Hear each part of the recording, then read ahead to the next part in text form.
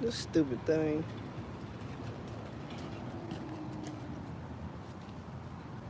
I don't understand this thing.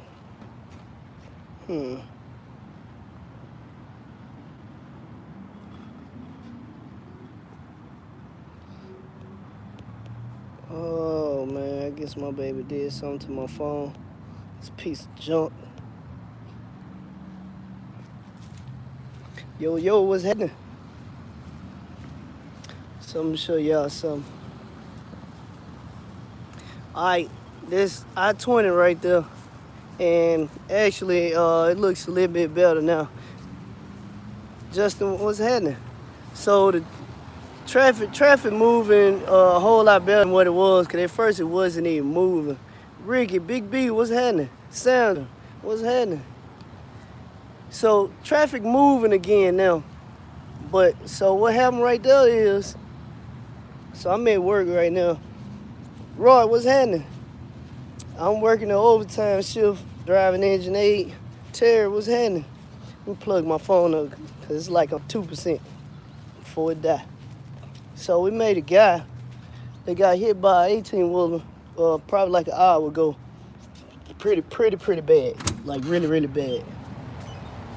And I think he was crossing the interstate, and the truck hit him. The guy tried to avoid him from what I can see. Dang, I need to plug my phone up. 1 second.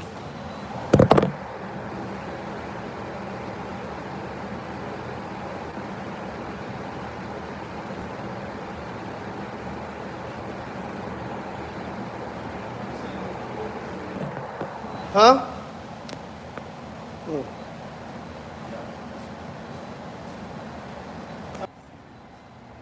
Alright, so from what I can see, the guy did try to avoid him. There was a FedEx 18-wheelers. Guy was running doubles, and you know, he kind of ran off the interstate, tried to avoid the guy, but he did end up hitting him. So the title of the video is how easy is it to lose your CDL. So when I did that live last night, I was saying like a lot of people, you know, when you don't have the experience, you don't know, you know, basically what's going on in a sense. So if that guy that was running the truck, the 18-wheeler, just say he smoked weed daily. Alright, so he's pretty I'm just saying this. I don't know that to be a fact. That means if he smoked weed daily, he's pretty complacent. Alright? So he's not gonna try to clean his system or nothing like that. I mean, it'll be a routine, right? So that guy that just got hit, they automatically gonna say it's his fault until they can prove it's not his fault. But even if it's not his fault and that guy just walked in front of his truck, that driver is gonna be under investigation. And if he peed and they find drugs in his system, he automatically gonna get that charge regardless. So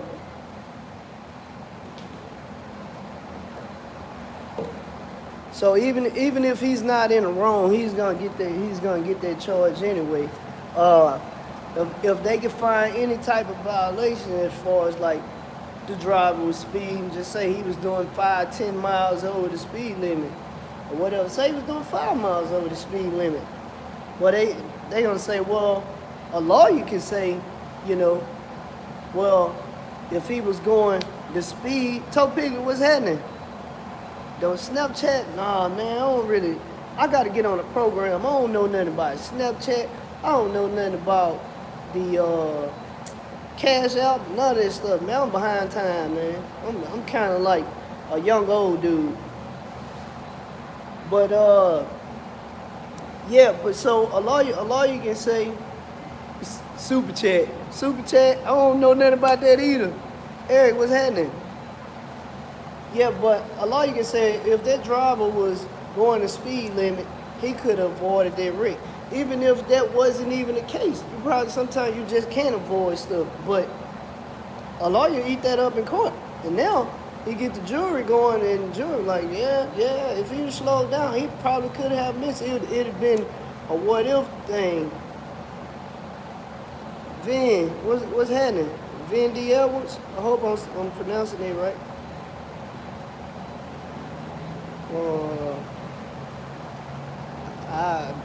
Bermudez. But I don't know. Probably don't sound good because I'm right here. Oh, for sure.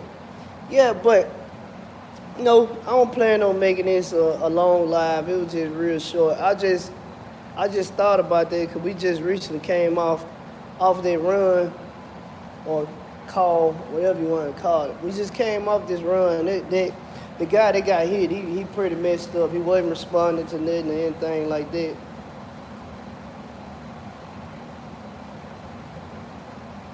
So, you know, it makes me think about the conversation that we had last night in the live, that when you come into this business with no experience and you want to do your own thing, there's a lot of things that you don't know. My bad, phone's ringing. Oh, did I overlook your comment or something? Let me check it up.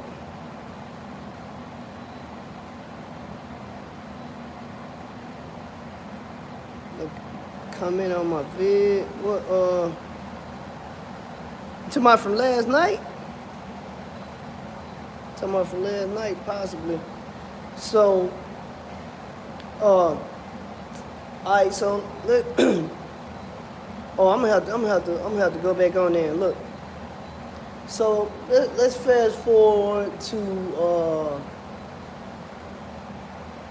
somewhat of a different situation. So say you're in a truck, you didn't do a proper pre-trip, and you got a bad tire or brakes messed up or something like that. And say the company you either you run under your own authority or the company that you running under have a rider policy, right?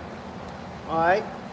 So you driving and you have a blowout or you have a situation where your brakes failed or something like that because you didn't do a proper pre-trip and you didn't document that you did a proper pre-trip. All right. Or you did a pre-trip and it was 3 minutes long. You know, in one of those scenarios. All right, so you have a wreck, and your passenger gets hurt or get killed. Your passenger that's with you. You are responsible for that person that's in your vehicle because you're supposed to be in full control all the time. Now, do problems happen that you don't have control of? Yes, but when you're in the court of law, they're going to look for everything that you possibly didn't do right.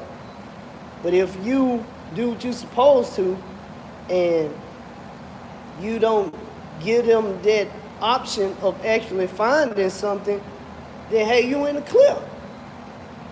But being complacent in this business can cost you everything. You know, it can cost you your freedom. It can cost you your life. It can cost you your CDL. And you know, that's just something, you know, to have on your mind when you come in.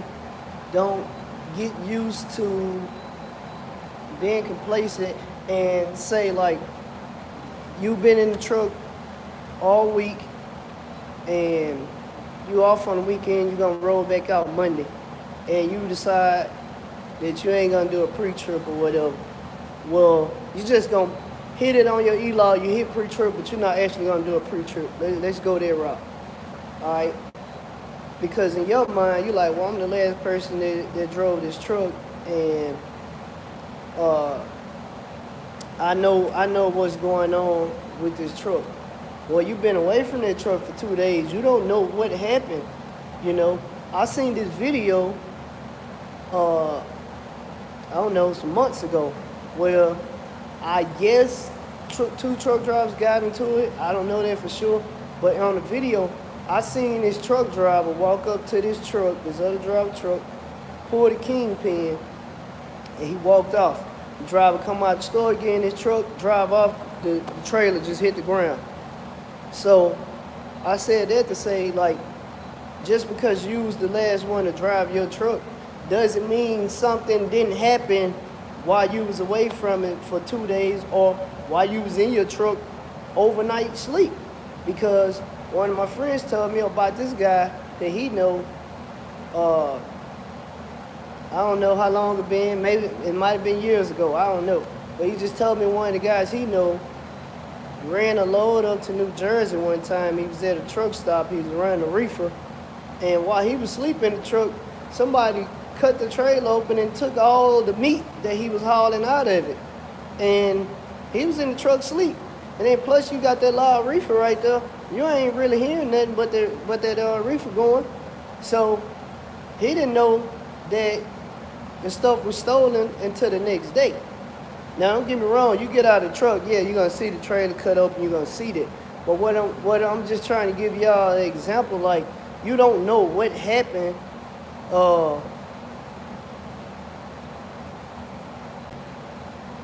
Okay.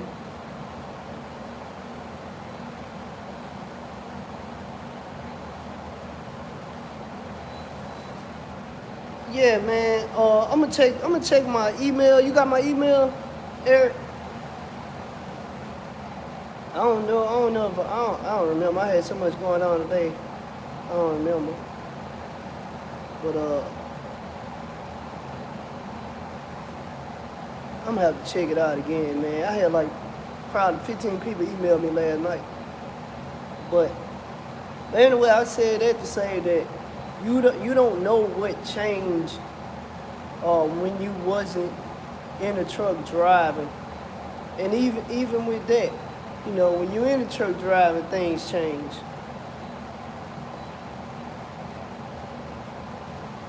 It's the 318 number. If it's the 318 number, that's the right number. Yeah, but you know, like I say, things change all the time, man. You know, I've not over the road, but I've been in vehicles driving, just going down the road, and freaking hoses bust under the hood. You got fluid spilling everywhere, different stuff like that. So, example, if you was coming in and shut it down, you didn't do a proper post-trip, you didn't do a proper pre-trip, and that happened, then you crank up the next day and you get the rolling, and you don't see no signs of that until the vehicle actually heats up, it get hot.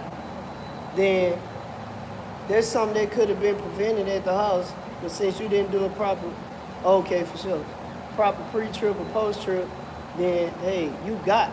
And then this is the other thing, when you dealing with problems over the road, it's costing you time, it's costing you more money, it's costing you a number of things.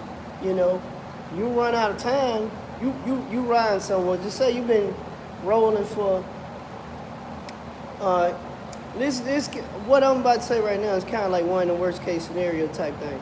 All right, so you rolling, you about at your 11-hour mark. You hadn't made it to a place that you're gonna shut it down. There's no place close to you. So you go off duty, you go on personal conveyance. You got 2 hour personal conveyance. An hour in, or hour in, just say an hour in, your vehicle break down, boom. So you're on the side of the road somewhere. Finally, somebody comes out and they fix it or whatever. And for one, you're gonna wait on forever for some help to come. Point blank. I don't know if anybody on here been broke down, you're gonna wait forever on some help. So they finally get that fixed. You already out of time. You about out of personal conveyance time. You are out of personal conveyance time now. So guess what? You gotta figure out a way how you gonna get to a safe haven for the night. Cause you still may not be close to somewhere. You could be in violation the whole time. Come on now. The average person ain't gonna sit there. They ain't gonna just be on the side of the road. They gonna drive their truck, with the ELD flashing red, violation, boom, boom, boom, they're gonna drive it anyway. But just say you headed to a safe haven. You get pulled over by the cops in the process, right? PC for hotshot? Yeah. Your PC for hotshot is just like an 18-wheeler, unless you are not under a trailer. If you're in a vehicle that's under 10,001 pounds, so just your truck itself, a hotshot truck, and a hotshot truck without the trailer on there, you can run it unlimited, but you can't run it unlimited if you've been already under a load and you already at your 11-hour drive time for the day. You can't run it just unlimited then. Now, on my ELD, it's updated now, but at first, once I went on personal conveyance, it didn't count. Michael, what's happening? It didn't count how long I was on personal conveyance at first. It wasn't like a clock running or whatever. It'll say what city I'm in. It'll say personal conveyance. That was it. Well, since it's updated, it's an actual clock that runs now. It show up in black. It say personal conveyance, and it's a clock that runs just like any other ELD. And after I run it for however much time it is, and just say on my actual log itself, I have 7 hours left. But I've been running on personal conveyance all this time. Now with it being updated, my 10 hours don't start until after I've been off duty for 10 hours on my personal conveyance. So, say I done drove 11 hours on my regular time, I'm out of hours. And then I do personal conveyance for 3 hours, right? Because I'm not hooked up on the trailer or anything. So, I'm just running like a regular vehicle. But I still got the ELD hooked up. Personal conveyance, I'm running it for 3 hours. So, usually before it updated, it'll show that I've been off duty for 3 hours. And they only have 7 hours left, then I can run again. Well, now since it's updated, it's gonna show the 11 hours that I drove. It's gonna show 3 hours personal conveyance, and then after the 3 hours I drove, I still gotta shut down 10 more hours after that before my time will reset.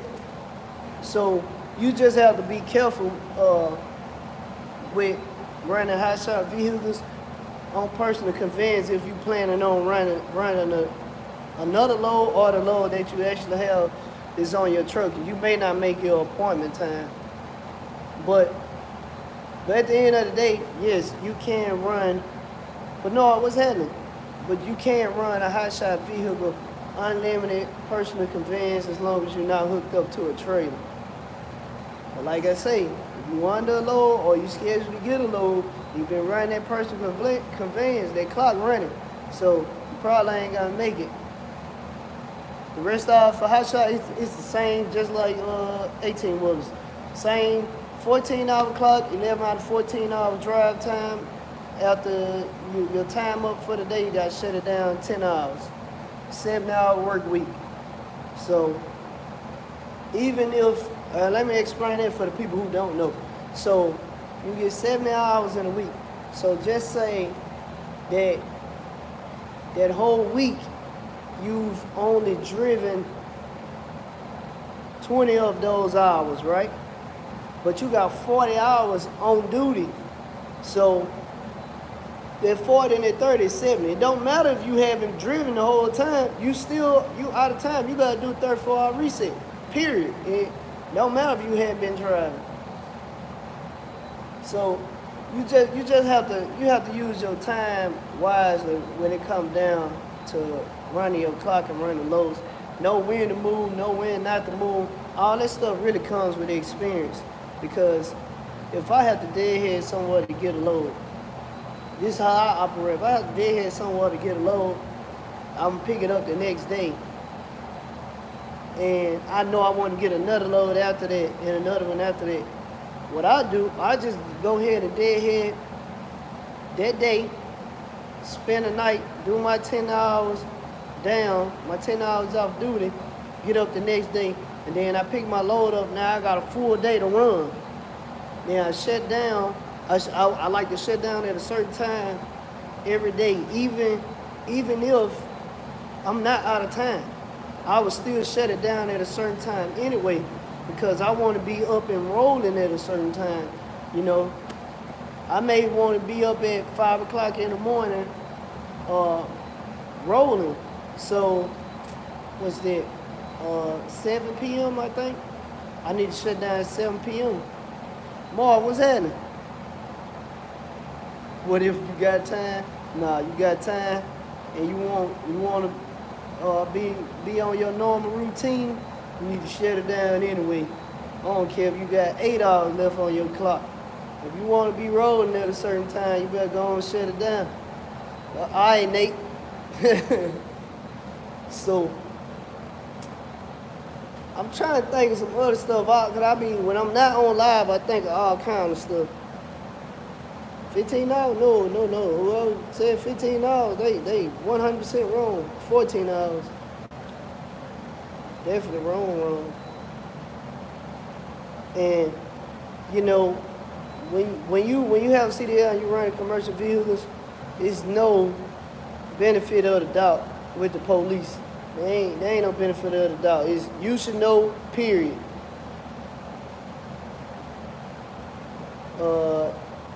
I was running recaps on my 18 wheelers. I don't even know if they make recaps for hotshot trucks. I don't know. But you can run recaps on all your tires except for your steer tires. During the daytime, it can,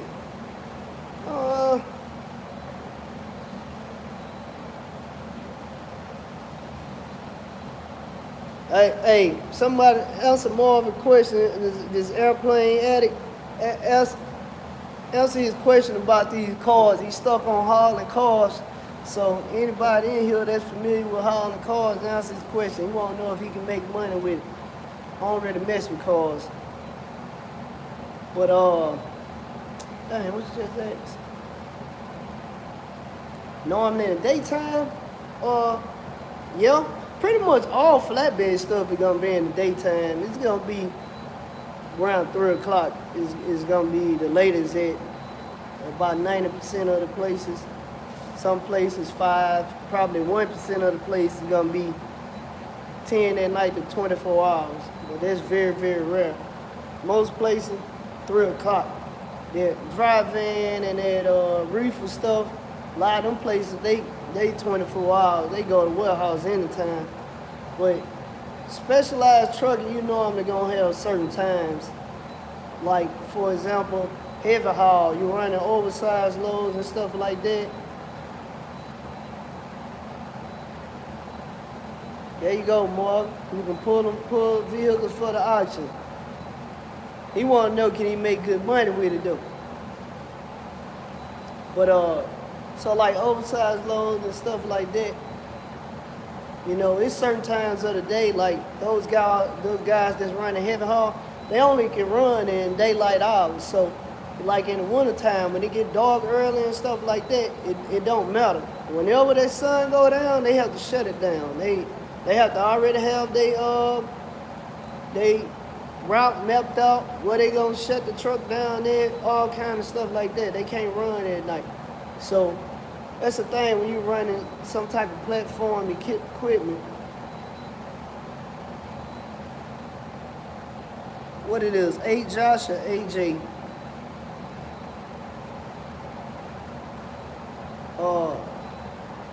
But hey, AJ, for sure. Platform equipment where the money at though, man. Like I say, when them computers start driving these trucks and they be out on the road, drop van people gonna feel the effect. Specialized equipment, flatbed, any type of platform equipment. Drop deck, double drop, flatbed, hotshot, all that stuff. We ain't gonna feel it. They gonna feel it. Cause somebody gotta get out and chain that load down and strap that load down and top that load, all that extra stuff. Even when you go to warehouses that So like when I was running the big trucks, I went to some places that hauling lumber, and they got these machines that hang from the ceiling that you hook your tarps to, and you just press the little button, and it'll go over the top of your truck, and you let the tarp down. So basically, you still tarping it, but you're using this machine. Well, even with that, a person still has to go fix that tarp on the load properly, bungee that sucker down, put your straps on, and all that stuff there. So, ain't no machine doing our job. I mean, we pretty secure right now. You know, just my personal opinion, it'll be 20, 30 before they even figure out how could they even get away with getting a robot to do a flatbed person's job. So that's another thing I like about it. I like that, you know, military contract moving cars from state to state. There you go, boy. Check on the military contract. How did he even go about that? Cause I know he gonna ask me that. Damn, what I was just saying? I don't even remember. But hey, y'all go and you can go to the bookstore. There you go. How you go about it? He want to get the military contract. Who you need to contact?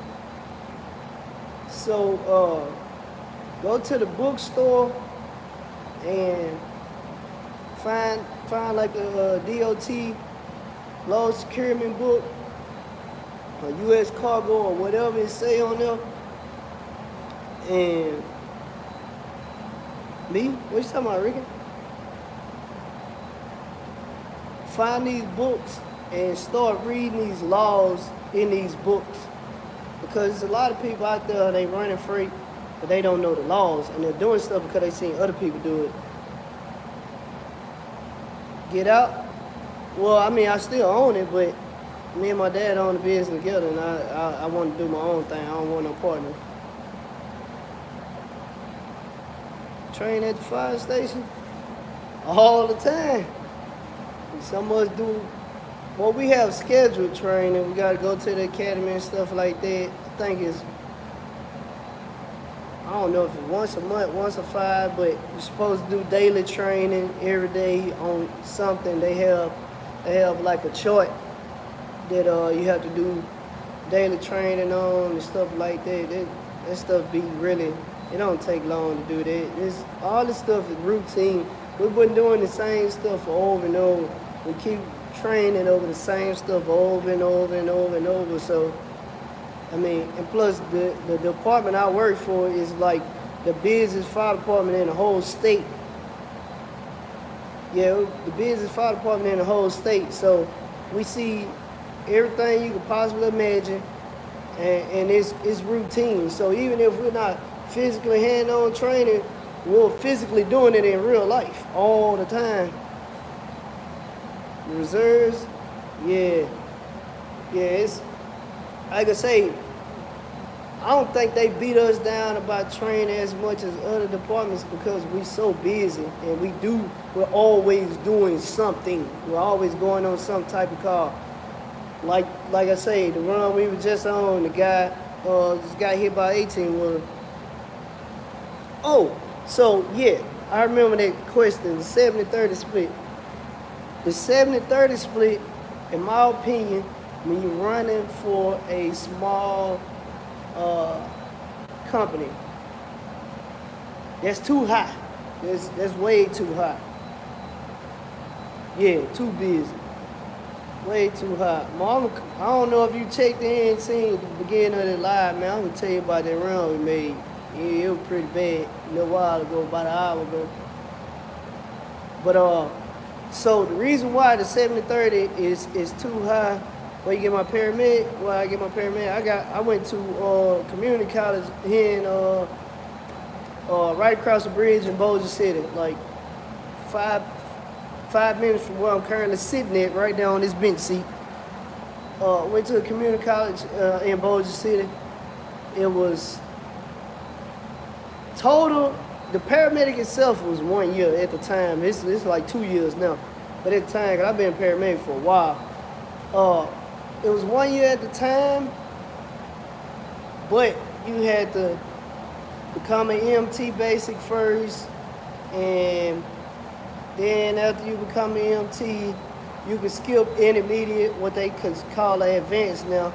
You can skip that. You can go straight from EMT basic to paramedic, but you have to be accepted in the paramedic class. You got to go to clinicals. You got to get accepted in the clinicals and all this. Just like nursing.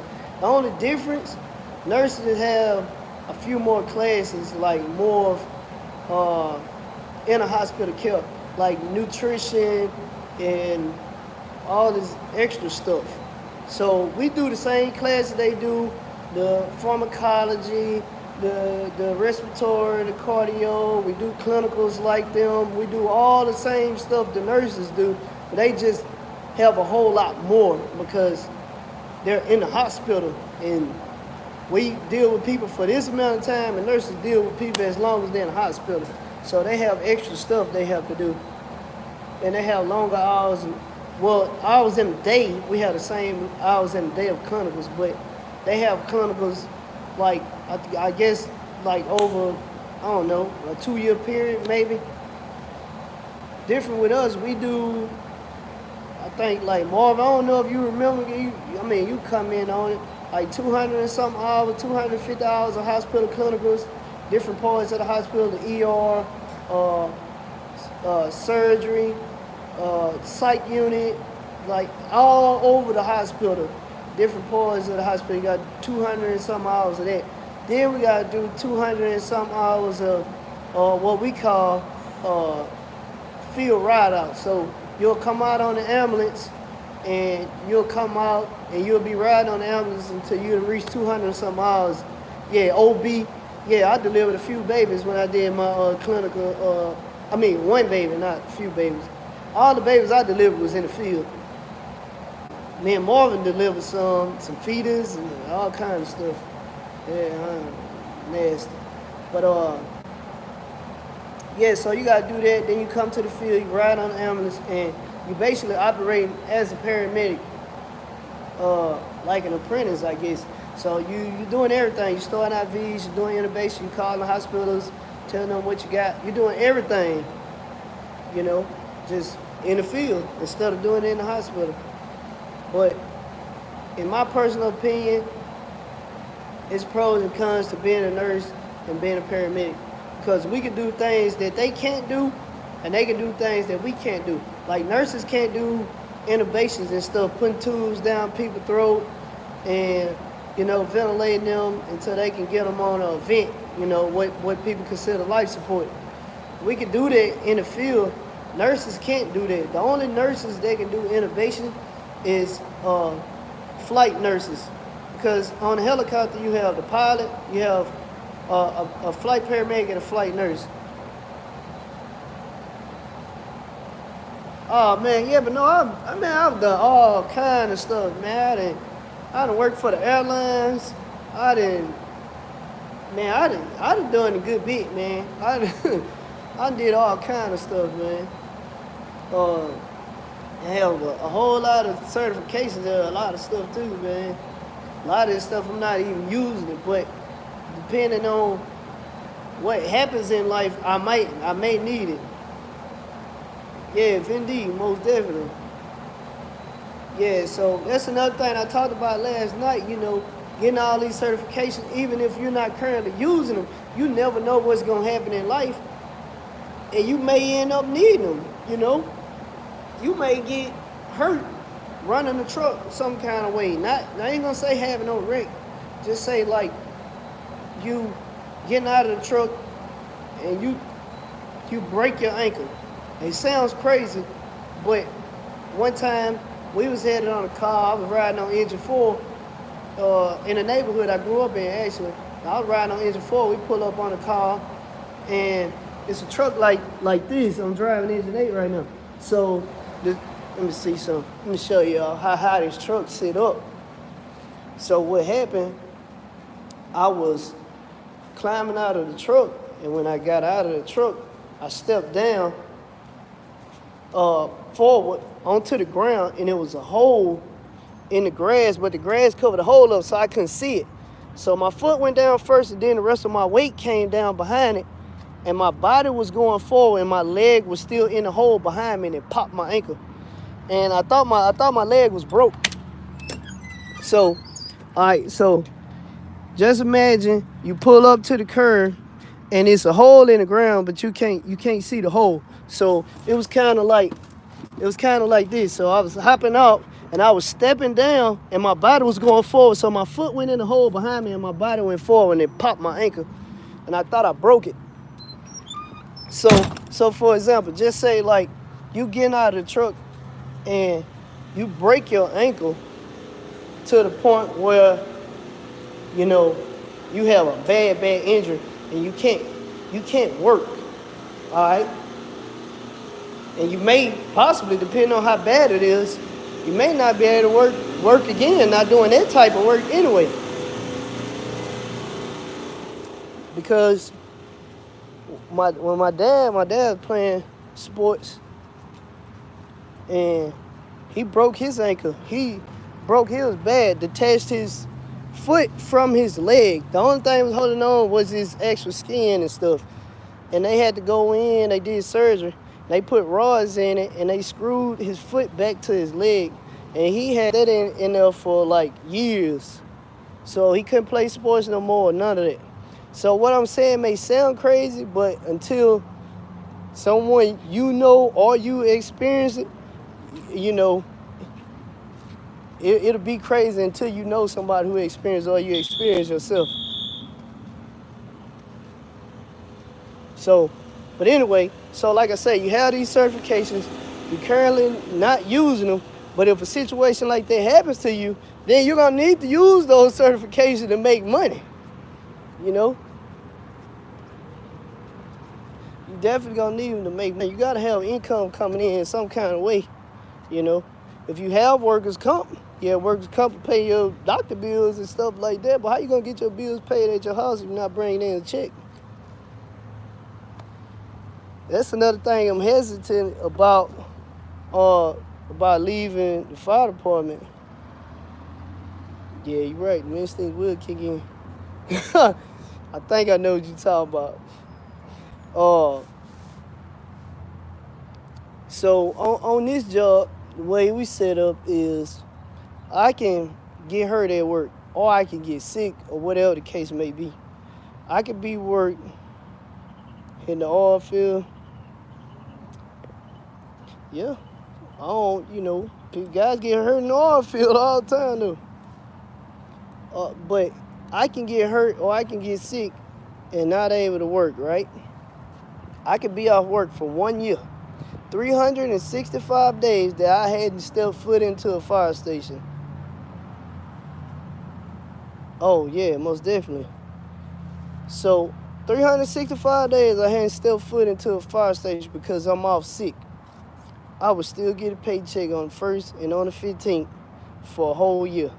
Then after that year, I come back to work 1 day. Then I can go right back off for a year. Now, you can't abuse that because they're going to catch on to it and they're going to go check in with the doctors and all this stuff. So you can't abuse it. But I said that to say that if something happens and I'm not able to do that, I will still get paid. You know, that's why you gotta have backup plan. Trucking can't be your only thing. Trucking can be your main source of income, 100%. Trucking can be, me personally, trucking can be my main source of income. But the thing is, it's not gonna be my only. Because like if they take my CDL or any of that, I still want to be able to make money. I still got to take care of my kids and my bills still got to get paid. So definitely get every certification you could possibly get because you never know when you're going to need them, even if you're currently not using them.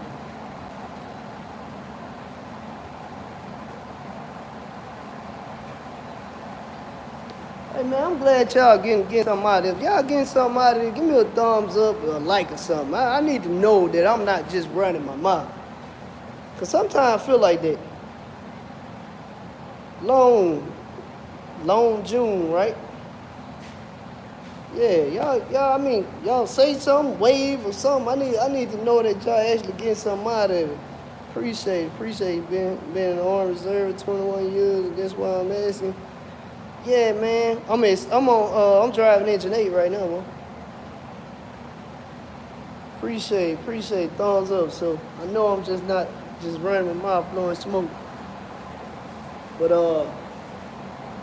man, what I'm saying, man. So some oh man, I appreciate it, man. Hey man, y'all really need. I got some old videos, man, that y'all probably need to check out. It's probably gonna be really beneficial. Uh,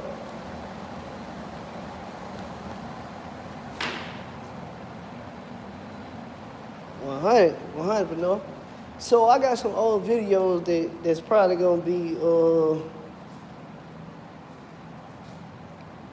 I appreciate it.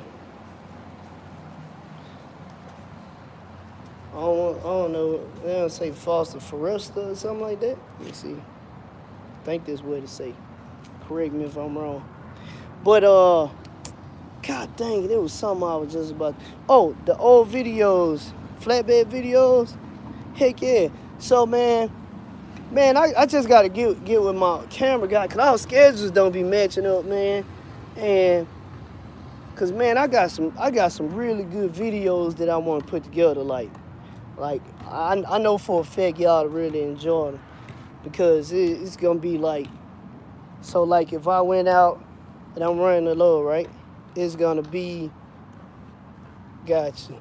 It's gonna be like, if I got a load on here that I gotta chain down, I'm talking about like full details of how I'm doing it, why I'm doing it that way, what's the laws behind it, everything. I want to start doing my videos like that. Cause I used to, on my old videos, I used to talk about this stuff in detail, why I secure the load a certain way, and the laws to why I did it that way and everything like that.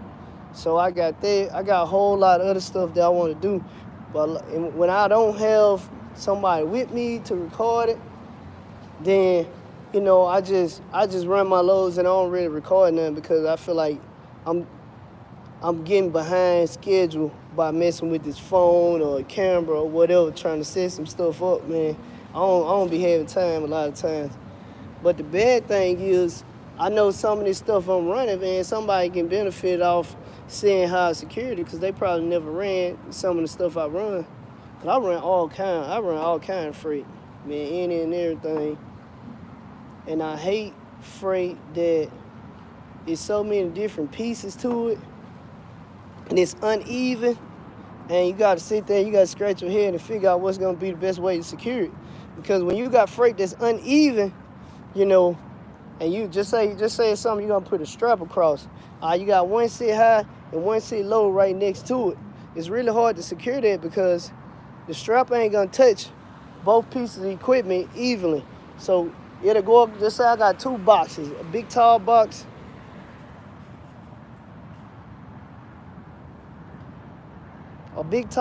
and a short box, and I put a strap across.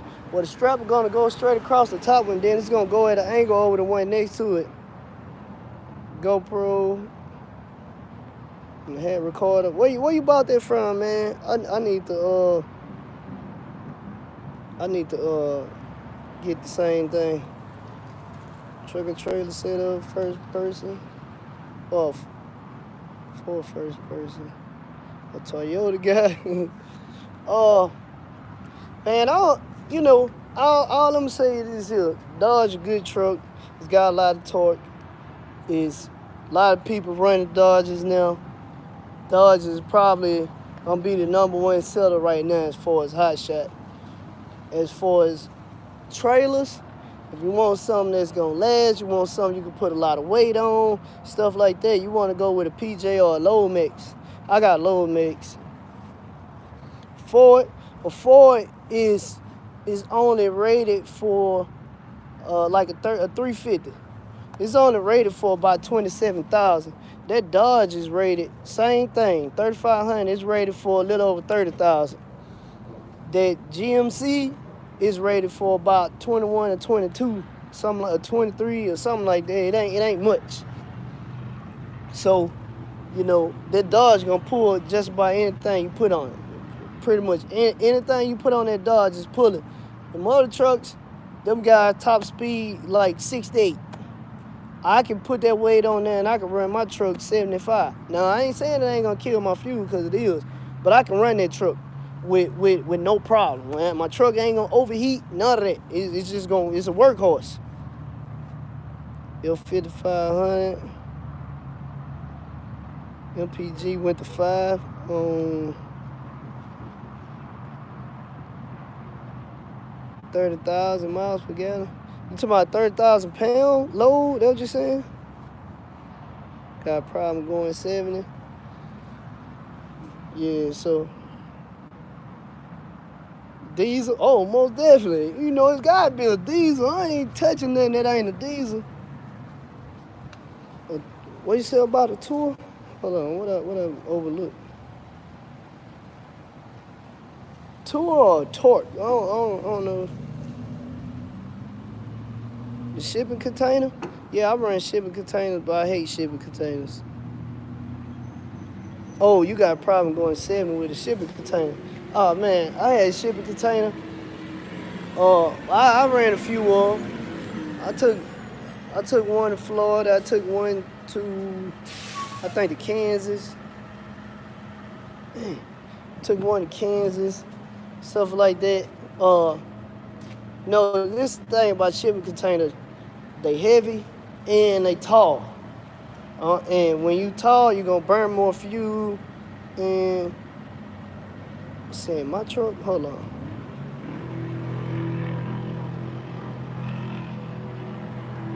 Oh, is my truck ready for 30,000? Yeah, my truck ready for 30,000. Yeah. But shipping container is tall, so you're gonna burn more fuel because of that. Then they heavy, you're gonna burn more fuel because of that. And certain places that I would normally be able to drive, I get nervous because of the height of it. So if I'm getting ready to go under a bridge or something, I'm slowing down and I'm trying to read to see how high that bridge is and to know if I can fit up under it or not. So that's why I don't like running containers.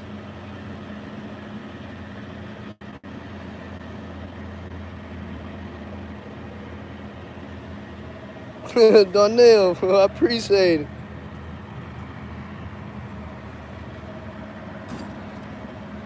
In Minnesota, yeah, I don't think I ever been to Minnesota. I don't think I ever been up there, so I don't know what the terrain is like up there. But I can tell you what, I went and pulled the shipping container through like West Virginia and none of that crap. I'm out. I'm all the way out. You pulling them mountains with something that heavy and tall, man. Yo, you right, up or down. You pulling that through that, man, it's gonna kill your fuel. And plus, when you coming down, you got that weight pushing forward on that trailer, and of course the trailer is gonna put weight on your truck pushing it. So you don't ride your brakes. I'm gonna tell you that right now, don't ride your brakes. But you need to slow down to the point where you got control over that truck and have your engine brake on. Just let that engine brake holler, screaming coming down that sucker so you can have full control. But yeah, you're gonna kill your fuel big time. But the only benefit to the whole thing is when you coming downhill, you ain't really burning that much fuel because you coming down. Climbing is gonna be the problem. Man, I just realized our flag came off, man. Trying to represent for the USA, baby. But any questions before I get up off here? Any questions? God dang. Wait. Oh man. Yeah, I ain't mean a question like that. I don't know. I don't know like the brands of engine brakes. I just know all trucks got an engine brake. That's all I can tell you about that. Now, I ain't never claimed to be a mechanic. I can do very minor stuff, and the only reason I can do minor stuff is because I ran into situations where I had to either fix some stuff, learn how to fix some stuff, or wait on somebody else to do it and pay them an extreme amount of money. And I'm out on paying people a lot of money to do something for me.